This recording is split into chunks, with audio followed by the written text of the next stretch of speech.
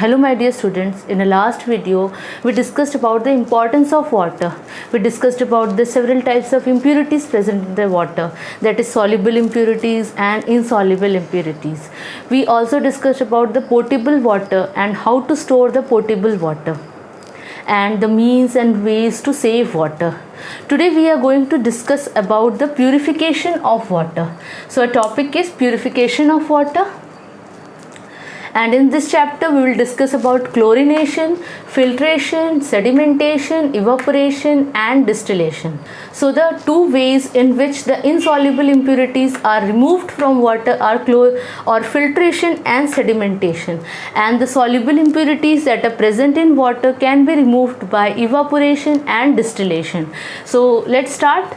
So in order to purify water and make it fit for drinking, we can either boil or distill the water. And one process is called chlorination. In this chlorination, we add chlorine and this will remove the germs present in the water and makes the water fit for drinking. So the process is called the chlorination. The addition of chlorine to water helps in killing the germs that are not visible to the naked eye. So the germs are generally not visible to the naked eye, and if you put chlorine into water, the germs are killed and it is fit for drinking, and the process is called the chlorination. So the next process that is used to remove the insoluble impurities are the filtration and sedimentation. Filtration is a simple process in which the insoluble impurities are separated out in the filter paper. So in filtration method, the residue or insoluble part is separated from the filtrate or the solvent using a filter paper. So this filter paper traps all the insoluble impurities and the pure water goes through the filter paper and is collected in the beaker. The insoluble part remains in the filter paper and the clean water passes into the beaker. You can see how the filtration is done. Now about the sedimentation. What do you mean by sedimentation? The muds, the clay are sometimes present in the water. So how you will remove it? How we are going to remove this mud from the water? We can make the water stand still, and hence the upper part, that is the pure water, we can decant it and remove it, and what is the lower part contains the muddy water. In this process, the muddy water is allowed to stand for a while.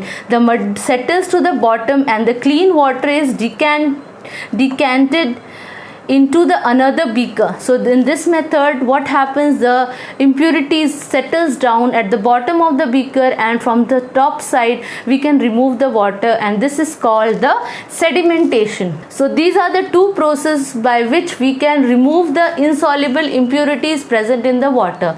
Now how to remove the soluble impurities that is present in the water? That is done by two methods, namely the evaporation and the distillation. What do you mean by evaporation? Evaporation, when you boil some water, what happens? The water evaporates and becomes water vapor, and this is called the evaporation method. Like this method, we can separate the soluble impurities that is present in the water. What are the soluble impurities? Soluble impurities may be salt, sugar. These are the soluble impurities present in the water. So water turning into water vapor. In this, when you evaporate, the water turns into water vapor. The salt or sugar water is the solution. So when you take the salt or sugar water and we heat it, what happens? The water evaporates, and what that is left behind is the impurities, that is salt and the sugar, and these were soluble in water. These were inside the water. So when water evaporates, the impurities in the form of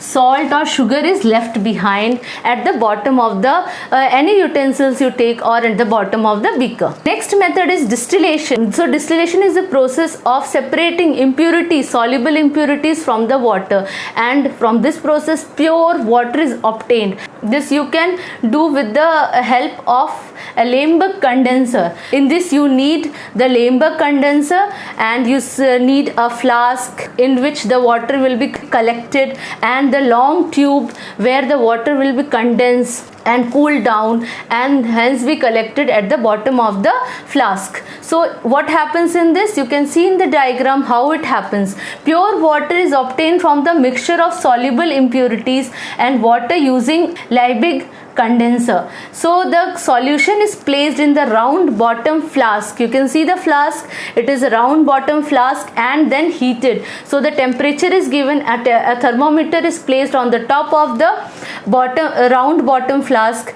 Water vapor passes through the long tube. You can see the long tube. The water vapor passes through the long tube of the condenser and cools down, and then condenses into water. So it generally cools down and condenses into water, and later it is collected in the flask that you can see behind. The pure water is collected in the flask, and what remains at the round bottom flask are the impurities. So the solvent generally are heated at more than 100 degrees centigrade. What happens? The water evaporates and it condenses at the condenser and then cools down and get collected in the flask. And where are the impurities retained? The impurities are retained in the round bottom flask. This is the method of distillation in which the impurities, that is the soluble impurities, are removed from the solvent.